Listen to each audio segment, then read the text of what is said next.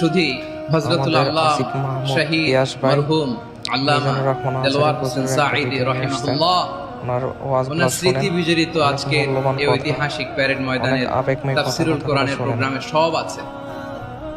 Stage আছে, শ্রোতা আছে, প্যান্ডেল আছে, মিডিয়া কাভারেজ আছে, কিন্তু আমাদের কলিজার টুকরাটা আমাদের মাঝে নাই।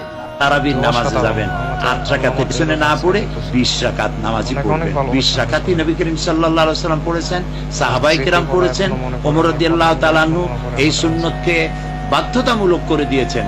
আর রাসূলুল্লাহ বলেছেন, মা আনা আলাইহি ওয়া আসহাবি, আমি যেটা বলি, আমি যেটা করি, আর আমার সাহাবীরা যেটার উপর ঐক্যমত পোষণ করেছে, তোমরা ওইটার উপরে থাকো। একজন সাহাবীও এই 20 রাকাত তারাবির ব্যাপারে দ্বিমত পোষণ করেন নাই। সুতরাং 20 রাকাত তারাবির নামাজি পড়ুন, জামাতে পড়ুন, ঐক্যবদ্ধভাবে পড়ুন। আর শেষ রাত্রিতে সেহরিতে ওঠা যখন উঠবেন, ওই সময়টায় তাহাজ্জুদের নামাজ, সারা বছর তো পারেন না অনেকে, এই সময়টা তাহাজ্জুদটাও আদায় করে নিয়েন। আল্লামা লুৎফুর রহমান রাহিমাহুল্লাহ চলে গিয়েছেন আমাদেরকে ছেড়ে। তিনি বলতেন, ইনশাআল্লাহ মিজান আবার আসবে। মিজানুর রহমান আজহারি চলে গেছে, কথাগুলো মনে আছে? চলে যায়নি, তাকে চলে যাওয়ার জন্য বাধ্য করা বলেছিলেন মিজানুর রহমান আসবে, বীরের বেশে আসবে।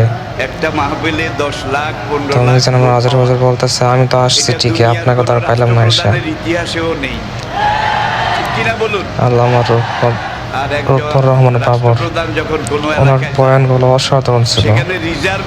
মনে যে রাখতো ওনার কথাগুলো, মানে আবেগময় কথাগুলো বলতেন, অনেক সুন্দর করে গুছাইয়া ওয়াজ করতেন সবসময়। খানা দেওয়া হয়, গরু জবাই করে আল্লাহর কাছে দোয়া করে ওনাকে আল্লাহ জান্নাতবাসী করেন। এগুলো দেওয়া হয়। তারপরে যাওয়ার সময় আবার কিছু নগদ হাদিয়াও দেওয়া হয়। কিন্তু আমাদের মাহফিলে, আমার ছেলেদের, আমার সন্তানদের মাহফিলে যারা আসে, তারা নিজের খরচে আপনাদের জন্য ভালোবাসা রইল চিরজীবন। আজকে তাকে এই দেশে থাকতে দেওয়া হয়নি। সোজা কথা, সংক্ষিপ্ত কথা, চূড়ান্ত কথা, শেষ কথা, মিজান আবার আসবে, বিজয়ীর বেশে আসবে। হুজুর, আমি তো আসলাম, আপনি তো আমাদেরকে ছেড়ে চলে গেলেন। ভিডিওটা একটু কষ্ট করে মন দিয়ে দেখবেন, আসলে কেন খাম খাইলে মিজানুর রহমান আজহারিকে অনেক ভালোবাসতেন। এই তারাবি নামাজ দিয়া একটা ধাক্কা লাগাইয়া অসংখ্য মানুষকে তারাবি থেকে বিদায় করে। আমি দেখছি বাংলাদেশের ভিতরে এগুলো নিয়ে হয়, 20 রাকাত, 8 রাকাত তারাবি, এগুলো দ্বন্দ্ব একমাত্র বাংলাদেশে হয়। অন্য দেশে হয় কিনা সেটা জানি না, কিন্তু বাংলাদেশে আমাদের এগুলো বেশি নিয়ে দ্বন্দ্ব হয়। আমরা 20 রাকাত পড়ি, আপনারা হয়তো 8 রাকাত পড়েন, কোনো অসুবিধা কে বলে 8 রাকাত, কে বলে 20 রাকাত। ভাই আল্লাহর ইবাদত করব, 10 রাকাত আর 20 রাকাত কি? 8 রাকাত 20 রাকাত নিয়ে যে মারামারি এই দেশে, এটা শয়তানের ফন্দি। চিল্লায় বলেন, এটা কার ফন্দি?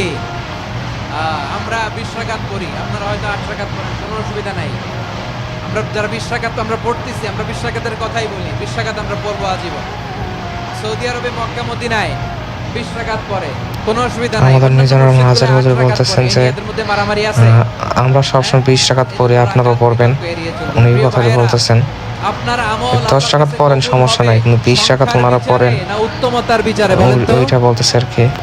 সংখ্যার বিচারে ইনশাআল্লাহ সবসময় তারাবি নামাজ 20 রাকাত পড়ার চেষ্টা করব সবসময়। কত চমৎকার ভাবে আপনি আল্লাহর সামনে দাঁড়াতে পারছেন, এটা বিবেচ্য। রুকু সেজদাগুলো সুন্দরভাবে করবেন, রুকু থেকে সোজা হয়ে দাঁড়ানো ওয়াজিব, 2 সেজদার মাঝখানে সোজা হয়ে বসা ওয়াজিব। এই তা'দিলুল আরকান বাদ দিলে হানাফি মাযহাব মতে ভিডিওটা এই পর্যন্ত আজকের মতন। নামাজই হবে না। আল্লাহ হাফেজ, সবাই ভালো থাকবেন। ইনশাআল্লাহ নেক্সট কখনো ভিডিও একটা নিয়ে আসবো। চ্যানেলটা